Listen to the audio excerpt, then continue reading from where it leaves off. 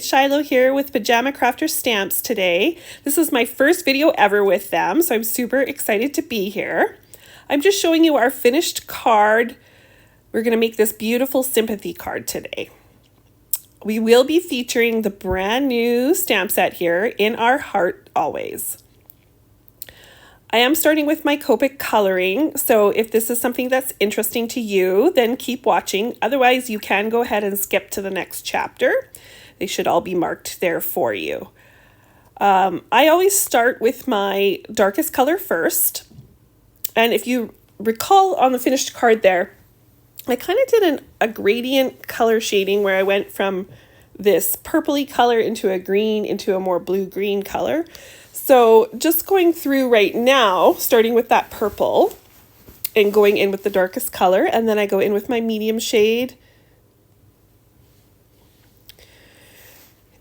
And of course, then I will go in with my lightest shade. When I'm into the transition area there, I don't color in quite as much of the space in purple because I want to leave some room to overlap with the green and kind of have some multicolor look there.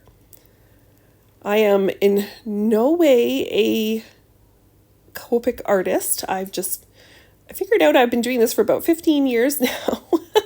So I guess I've managed to acquire some skill over the years, but I am still very much learning on the daily. But I do enjoy coloring, so hopefully you learn something from me, and if not, that's okay. You might have something I can learn from you. Okay, so just going in now with my green, again, starting in with my darkest shade and avoiding those few leaves that I've got there that are already started with the purple because I don't want to go in with the dark shade over top of the dark purple. So you'll see here how I kind of achieve that multicolor look once we get there. So yeah, just picking out all the leaves that I want to do the dark in, or the green in, sorry, and then we're going to go in now with the medium shade and blend that out. So when I'm blending out, I use a bit of a circular motion. I know there's lots of different techniques for Copic coloring, but that's what I do, is I use a circular motion. And, so I'm just basically scrubbing over top of that dark color and working it out just a little bit. And then when I go in with the light color, I scrub not just over top of the medium tone, but I usually kind of scrub over all of my color and just, I feel like that allows a better blend, but maybe that's just me. And you can see here that I added the medium tone green and now the lightest green to those leaves that had that bit of purple. And this just allows those colors to blend better instead of using the dark. And now I'm just going back in with that light purple again and going over top of that green a little bit. And that just helps them blend together and, yeah, look like a multicolored leaf. Now, if this isn't your thing, of course, you could certainly just color this wreath or swag in all one color or just greens or however you would like it. You certainly don't have to do it in multicolors. I just thought it would be pretty. So that was my thinking behind it. When I saw this stamp, I just kind of had that vision of the multicolors for some reason. I don't even know where it came from, but that was just what I saw. And so that is what I went with. Just creates a bit of interest, I guess. And I mean, leaves in real life are often different colors. Maybe this is not realistic at all to real life, but anyways, now we're going in with the blue greens and just going in with that dark color once again. And there again will be in that transition area, some of the green ones won't have all the coloring done because we want to go in with some of the blue green as well. So just that's the only thing you want to keep in mind if you're doing this transitional look. And you could probably do this more dramatically if you wanted, I think I've done it a bit more on the subtle side, but if you wanted to do more of a contrast, you certainly could. You could do this in rainbow. That would be really beautiful.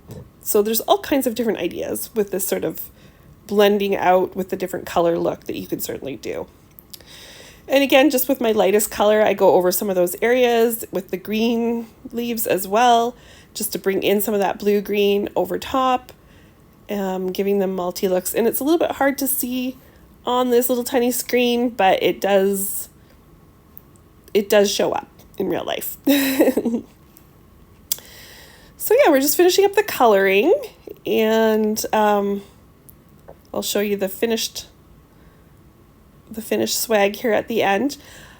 This is turned out a bit darker than my original card, but I still like it. It's still really pretty. And I'm just going in there now, the last finishing touch with that light green over top of some of that blue green. Just bringing the different colors in, and there we go. That is all the coloring done.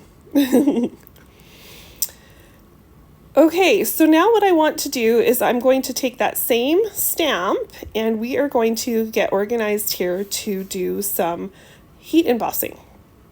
I want to stamp this out in gold, because I'm going to use it as layering or little sprigs, I guess, basically. So you'll see here, we're going to get it all stamped out, and while I'm at it, I'm going to take the other elements that I want in gold embossing as well. So I want a couple of these little dragonflies also to be gold embossed.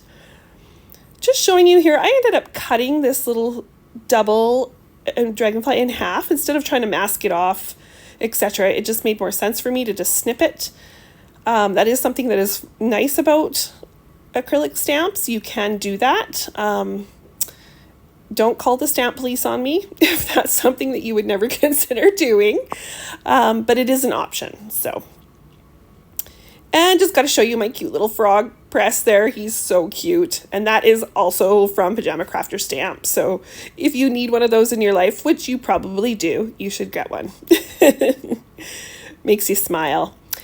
And this was just a gold detail embossing powder, and I just am going over. There's an area there on that one dragonfly that just really didn't catch all the ink, and that could have been my bad inking, or who knows. But because we're just going to be cutting out this, there's a spot there with the leaves that didn't press out perfectly either. But because we're going to be cutting this up and using it as just little sprigs, I'm not too worried about it. And I will just restamp that larger dragonfly out and redo it. Full disclosure, I did try to fix it, and it really didn't work out. So we just skipped that with the power of editing because it just looked wonky. You can see it actually here. I had attempted to fix it, and it just didn't quite work. So I just re-stamped it and re-embossed it. No big deal. Super quick and easy when they're this small. So, yeah. And I ended up doing an extra of the little one just because it was there. But I only used the one small little one here. So we're just going to get all of our stamping and embossing done and out of the way before we move on to the next steps. While you got all your gear out, at least that's my mindset, I like to just get it done. I have a small space, so I don't have the space to leave this all set up while I'm doing different elements of my card and then go back to it. So I like to just get it all done at one time. And I did show that I just brushed off any of the extra with that brush there. That just helps keep the white clean, but it wouldn't really matter in this situation because we are going to end up cutting these out. So to continue on with the rest of my stamping and heat embossing, I do want to just make a space here for my sentiment. So I went ahead and cut out a circle die cut piece, I should say. This one has a stitched element, but I mean, whatever you like, it's just personal preference. And I chose this with Deepest Sympathy stamp for my sentiment, but you could use any of them. They're all quite nice. And this is one of the main reasons why I cut that dragonfly, is because I knew I only wanted to use the one on this. And so rather than masking it off, it was just going to be easier. So to do my sentiment, I chose an archival ink. I know a lot of people like to use VersaFine, but I just like using a finer ink. I just feel like it stamps crisper for me when I do my sentiments like this. But I mean, that's, again, personal preference. Okay, and our final little touch there is that little dragonfly. And we are going to stamp and heat emboss it with gold as well. And then that way we are done all of the heat embossing at one time. And now we got to pull that back out.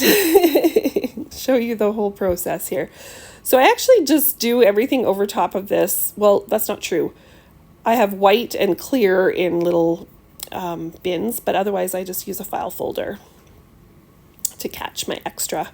And here's just showing you all my done pieces. And now we got to go and fussy cut. So through the power of editing, I just had a show on and sat and did some trimming. And you can see, rather than cutting that big circular piece with the gold embossed, I just cut some little snippets out. Yeah, just so that I can use them. I have pre-dry embossed there a background piece of paper for my card base. And then I have my A2 card base here with the top fold. And I'm just showing you, I'm going to just go and stitch with my sewing machine around the edges there of that embossed piece. I just used a white thread. I really like that white on white look, especially when I'm doing a more elegant card like this. I like the elegant pieces to show better. I don't know, it's just, I guess, part of my style. No rhyme or reason, I just like how it looks. So we're just attaching that embossed piece to our card base. And I like to use a photo corner. Almost all my cards have photo corners, and Pajama Crafter Stamps carries these, so I will have the link below for you guys on that as well. So that's pretty exciting that they have them. I have access to endless supply now because they're hard to find sometimes. So I'm very excited to have Pajama Crafter Stamp carrying those. Okay, so for this colorful piece, I am going to get it all set up here with some foam tape. So just snipping it to size, because those are like little leaves, so you kind of have to snip it up unless you've got smaller adhesive. I tend to just use this roll all the time and use that for my foam. Okay, so I don't know about you guys, but I always end up with this miscellaneous bunch of leaves and foliage and die cuts from my stash. And if you don't happen to already have them on hand, you can just go ahead and cut a bunch of random leaves and sprigs, and they're in white. I've got a few in white, I've got a few in vellum, and I think I got a couple green ones that are just, like I say, they're all hanging out there. So this is a good way to use some of them up. And they're just left over from different projects that I thought I might use them and didn't. And then I'm also going to incorporate some of those gold embossed pieces as well. So this is where we go, and I kind of just, this is me just playing, right? Like I kind of have that circle with the colorful piece on top, and you'll see me just keep kind of placing it back on top and going, okay, I like that. What else am I going to add? And just kind of playing around with the little bits that I have here, and yeah, going from there. So this is where you get to just be a bit of a florist, I guess, and play around with what you like. And this is something that you can add as much or as little as you like. I did keep everything kind of more of a swag style onto the left side of my card and built it up that way, but you could build the whole thing around with that colored piece if you like. There's endless possibilities. You could add more color in if you chose. I just, again, really like that white on white. I had to do a bit of surgery on that one little green. I didn't want to go and cut another one out, so I just fixed it up there. Rather use it up instead of cutting a new one.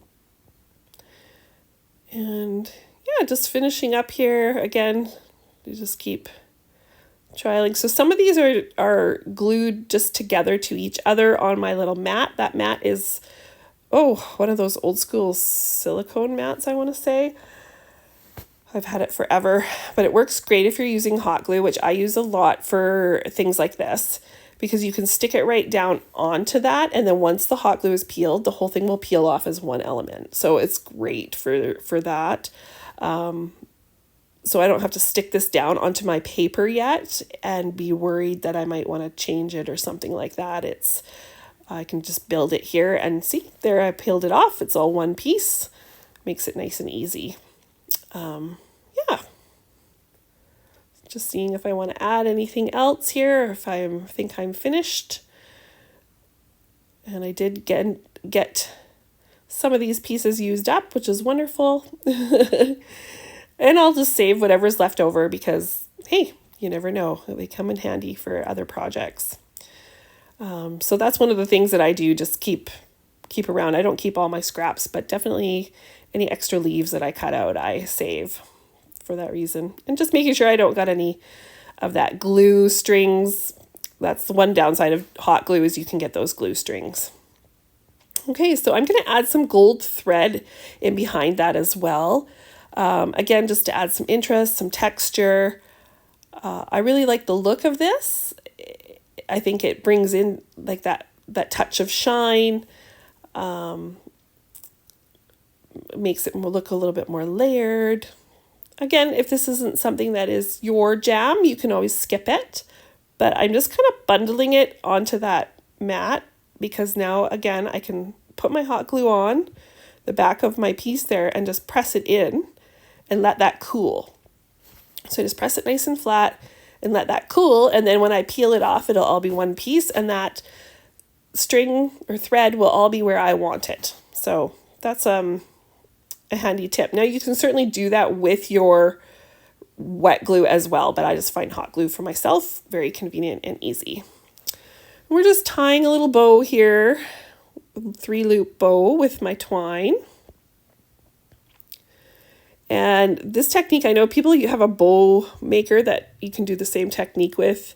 I probably did it too fast there to show you, but if you're familiar with the bow maker, then it's the same technique. I just do it on my fingers because I don't have a bow maker. So, and that's just like a burlap twine from my stash, and a button here that I thought was cute to go with the colors in my swag. And so I just took a little scrap piece. Oh, there you go. You can see that comes all off in one piece again. So took a little scrap piece of that twine, and here comes my hot glue gun again. I don't use my hot glue for everything, you guys, but I do use it for putting on buttons and ribbon, and I do use it for putting on lace and the thread clusters. So it's definitely been a handy addition to my scrap room, I guess, or my craft room. So now that that's all done, I'm putting foam tape on the back of that whole piece and just placing that on my card front.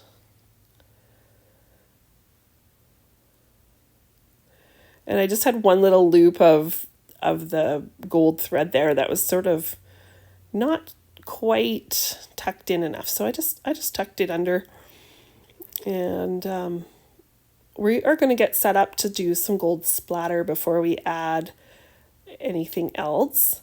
So I like to mask off my sentiment, just because in my past experience, I have managed to get big blobs right on the middle of a word and making it unreadable.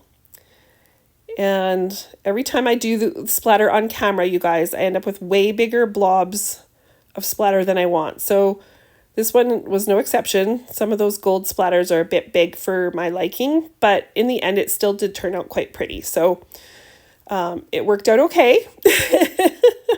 But I don't know why, but whenever I try to do splatter on camera, it ends up being a bit of a fail.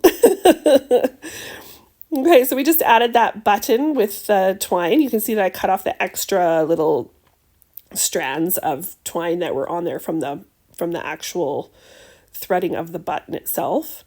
because we don't want too many strands hanging out. And I'm going to add these other little gold dragonflies that I had embossed. The bigger one I am putting on foam tape.